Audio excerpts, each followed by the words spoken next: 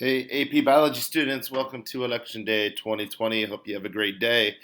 Today we are going, going to talk about the cell cycle and mitosis as the start of our genetics unit.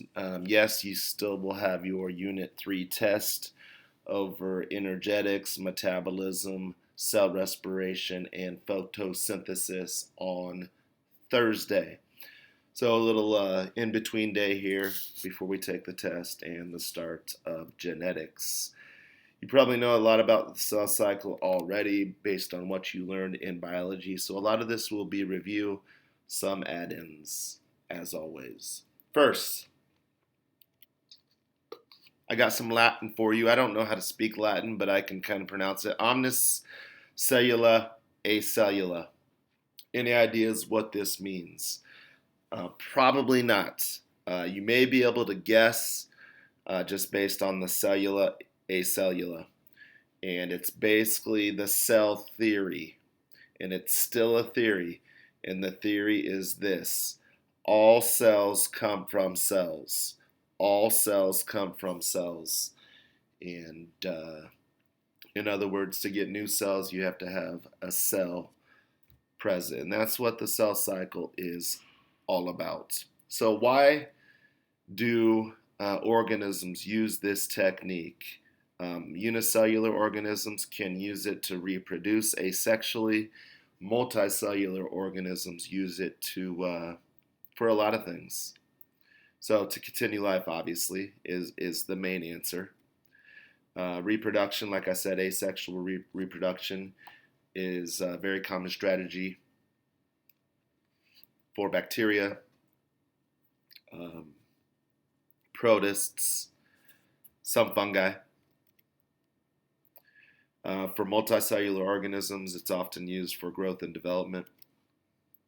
And let's say we get a cut today, this process will be used to repair that tissue. Some things you need to know going into understanding the cell cycle, so some review. We have a picture over here to the right showing what a chromosome would look like, and then what a duplicated chromosome looks like. The centromere is right here, and that is what holds the duplicated chromosome together. The spindle fibers will get involved with that here later on, and the whole point is to reproduce a chromosome, an exact copy of a chromosome, and then to split those copies up into the new cells. One chromosome is a molecule of DNA. We should know by now that bacteria only have one circular chromosome. We humans have 23 sets of chromosomes, and 23 of those were from our mother, and the other 23 came from our father. All cells have those chromosomes. They are the genetic code. They house the genes. Somatic versus germ. So somatic cells are whole body cells. That's kind of the translation. Whole body cells. So basically we have 50 trillion cells. A majority of those, like high 90 percentages, are somatic cells. Germ cells would only be the cells in our gonads. So the cells of the ovary that produce the egg, and the cells of the testes that produce the sperm.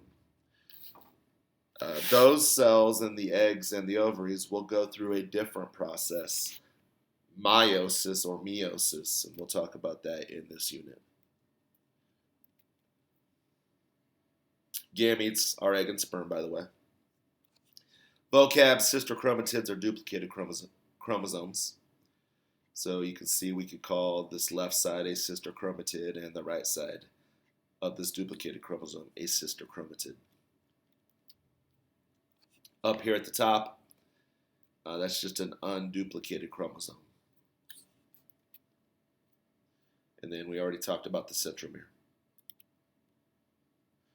Cell cycle, IPMAT, to remember the order: interphase, prophase, metaphase, anaphase, telophase.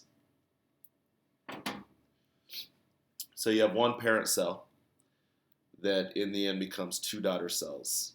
So it's kind of strange, I think, to really think about this, that the original cell produces an exact copy of itself. So now you have two cells, the original and the copy, but both of those new cells are called daughter cells. So that original cell loses its parent cell name to become a daughter cell. You have to have the exact same chromosomes during this cell cycle. So you make an identical copy of the DNA. Genome, vocab word for the entire set of DNA. Chromatin is the name of the DNA in interphase. So there's a reason you can't see this in interphase. If you look into the nucleus, you can't see anything because at this point, when it's chromatin, the DNA is spread out, diffuse, and attached to proteins called histones. When you get into prophase through telophase, you can see the chromosomes under a microscope because they become very compact and they have that characteristic shape that I showed you on the previous slide. Prokaryotes, like bacteria, like I said, only have one circular piece of DNA.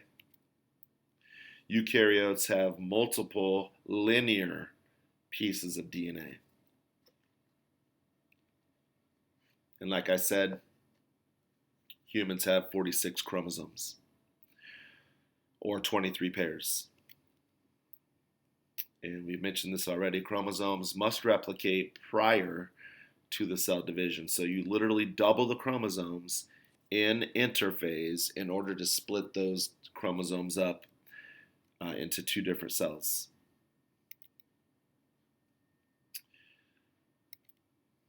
M-phase is the special name for mitosis. So you learned that its name was mitosis in biology. Now we turn that mitosis name into M-phase. And M-phase will include mitosis and cytokinesis. You probably remember that cytokinesis is the splitting of the cell. Interphase is what our cells are in a majority of time. So I always use this example. The fastest cell cycle cells that we have are inside our mouths. Those cells divide about every 18 hours. So 17 out of those 18 hours, those cells are in interphase. 1 out of 18 hours, they're in prophase, metaphase, anaphase, and telophase, which is considered M-phase. So interphase is just the normal cell, the cell doing what it normally does. All those reactions we've talked about, cell respiration, photosynthesis, other making proteins, normal stuff in interphase. There are 3 parts to interphase: G1, S, and G2. G1 is called first gap, although you'll see many biologists around the world saying growth phase 1 instead of gap phase. S phase is synthesis phase when you double the DNA. And then G2 phase is the second gap. And again, many scientists around the world call that growth phase number 2.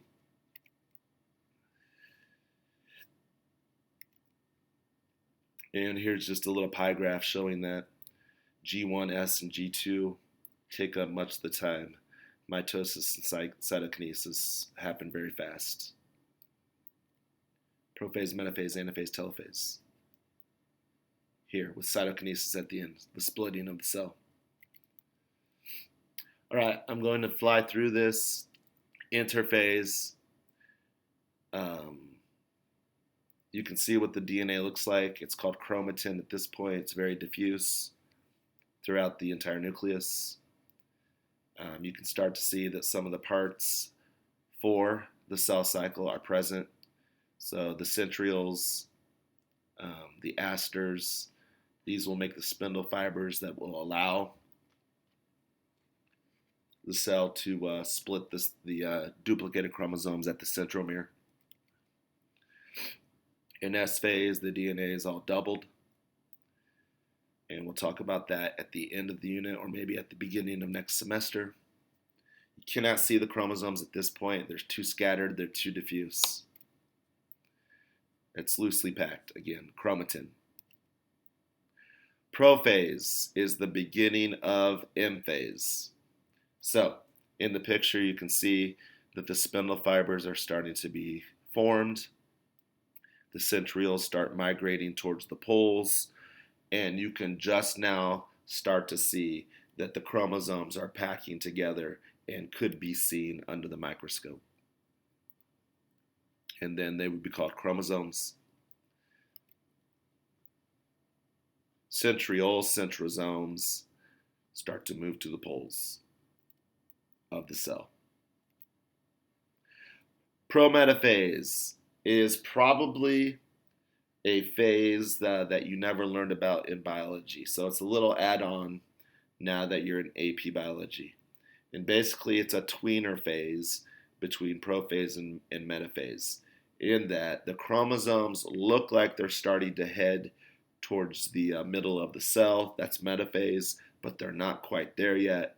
And you can definitely see the chromosomes. Nuclear envelope is basically gone. Spindles start to get into the chromosomes. Kinetochore fibers are the little fibers that branch out from the centromeres. They're these little black areas in the picture.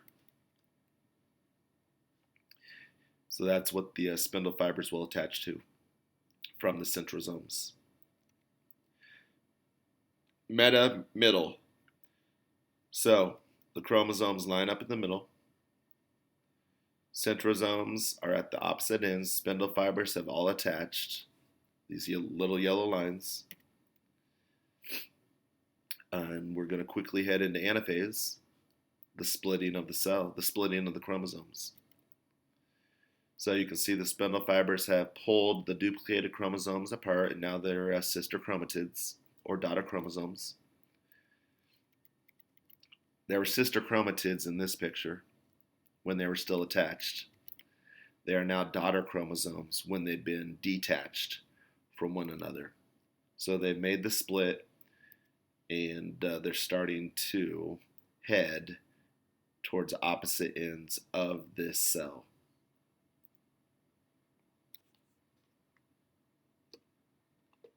And they better be the exact same number, or it's a bad cell cycle. The exact same number of chromosomes are heading in opposite directions. Telophase, the spindle fibers start to break down. The nuclear envelopes start to reform. So you get two new nuclear envelopes that start to surround the chromosomes. The chromosomes start to become less tightly coiled, so they're becoming chromatin again. And that's the end of M phase, or mitosis. And that leads into cytokinesis, the splitting of the cytoplasm. And you can see the cleavage furrow in an animal cell happens. There's the cleavage on both sides to split the cytoplasm and to get two new cells. In a plant cell, it's called a cell plate. And it's not a cleavage furrow. In a plant cell, you have to make a brand new cellulose cell plate between the two new cells. And that's the end of cell division. So here's an old school GIF showing that. I'll just let you watch it.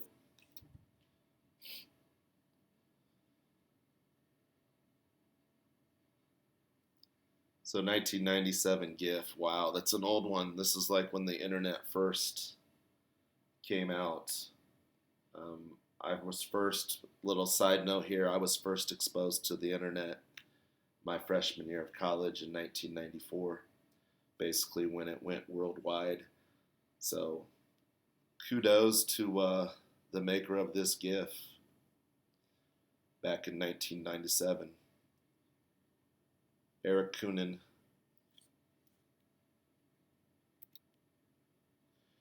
You will have to be able to identify all of these phases under a microscope. So we'll do some microscope work when we get back to class, but you can see interphase is easy because you can see the nucleus.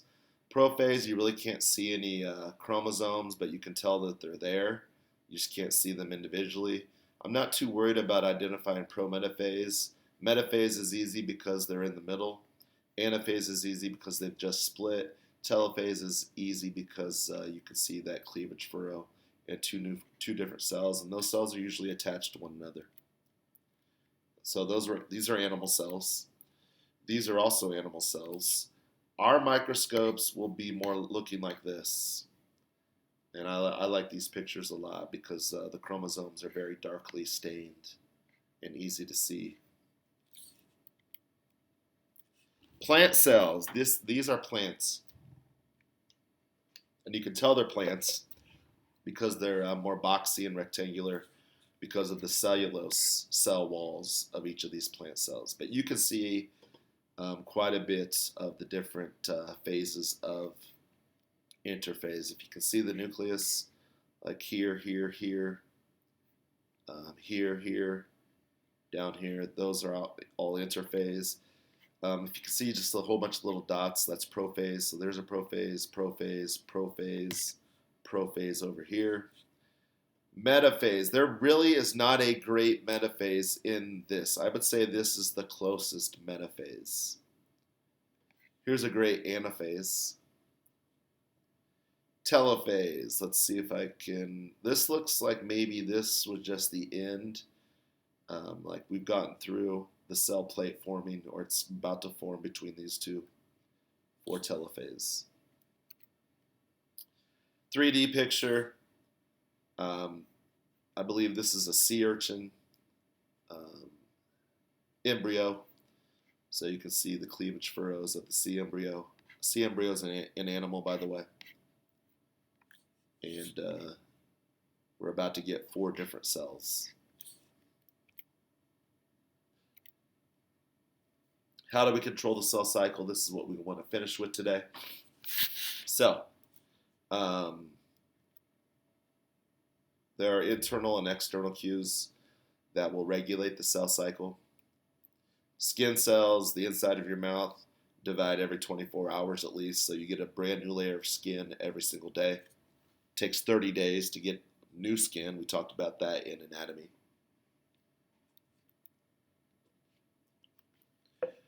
Almost all cells in our body have the ability to divide, but a few do not. Like nerve cells can't divide, muscle cells, cardiac muscle can't divide, but a majority of the other cells in our body can divide. The liver is special because the liver can actually, as one of the best repairing organs in our body.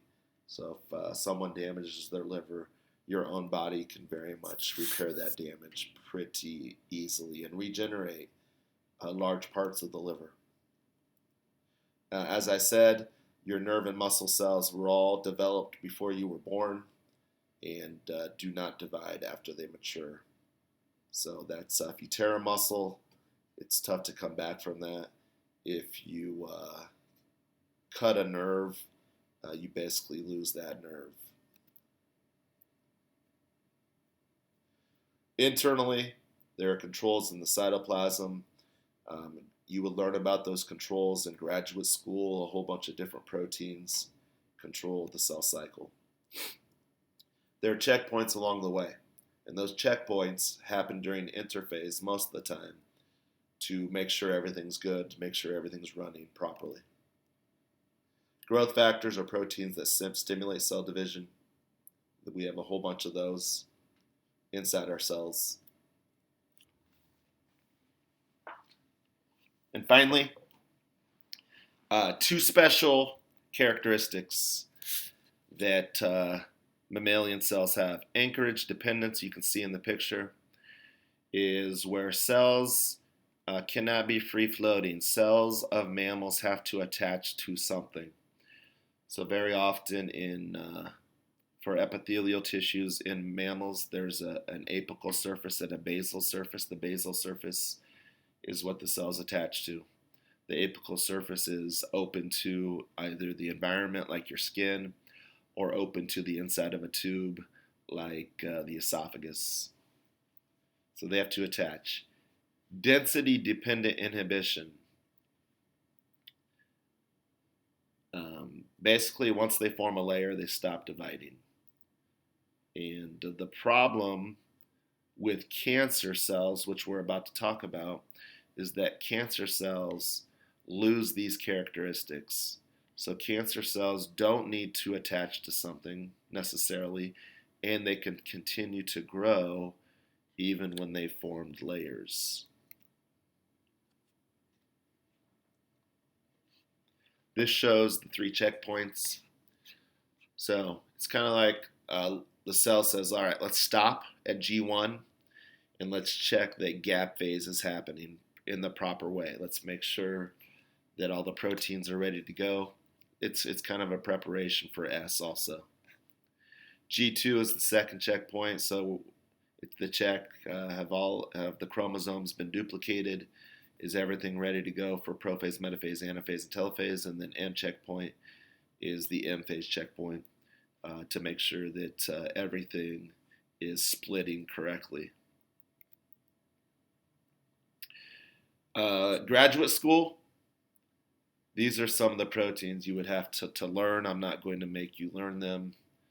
Cyclins and CDKs and MPFs and P53s and P16s, a whole bunch of things that control the cell cycle. Here are some others. Again, this is very complex. The main thing here is just seeing that we have the checkpoints, and there are proteins that guide those checkpoints, proteins inside the cell. CDKs, excuse me. Cancer will probably impact everyone at some point. Maybe not you personally, but someone you know. Certainly that's the case for me. So cancer cells break the rules. They usually break one of the checkpoints.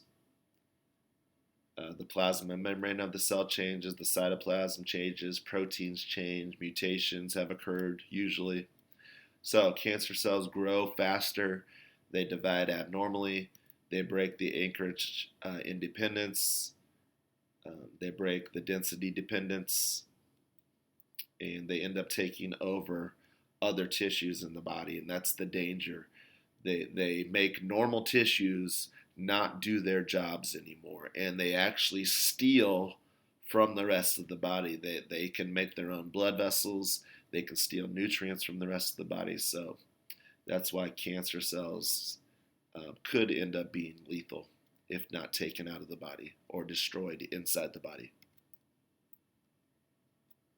You can see the tumor right here, the massive cells, an oma. Oma is a ball of cells that you can actually grow in a lab. And I had the opportunity to do some of this stuff in college.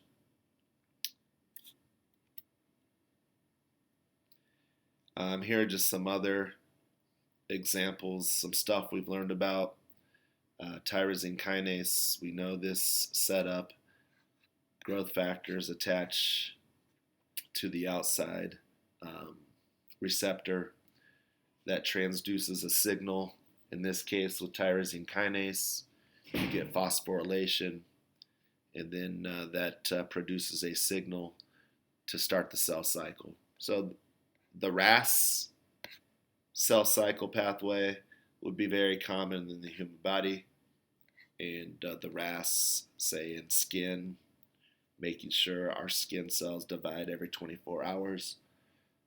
If you get a mutation, you may have a hyperactive RAS, which in turn would cause skin cancer, and could be a squamous cell carcinoma, a basal cell carcinoma in those cases, which are not horrible cancers to get. Oftentimes you could just cut the cancer out. The worst skin cancer would be a malignant melanoma. I do not know if that's a RAS cancer.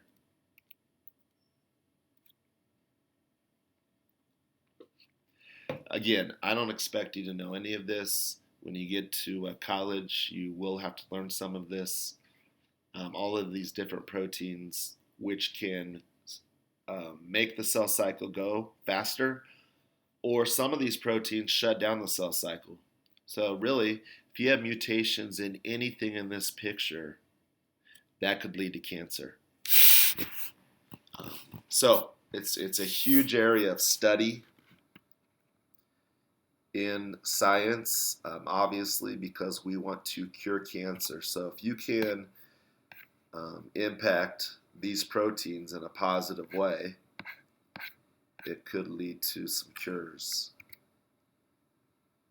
All right, we will stop there. That is it. I'm done talking for the day. What you will need to do now is head on to the Chapter 9 sheet, which is on the module. Complete that, read through your books, and then also make sure you're ready for the Unit 3 test. Have a great election day, and I'll talk to you guys later.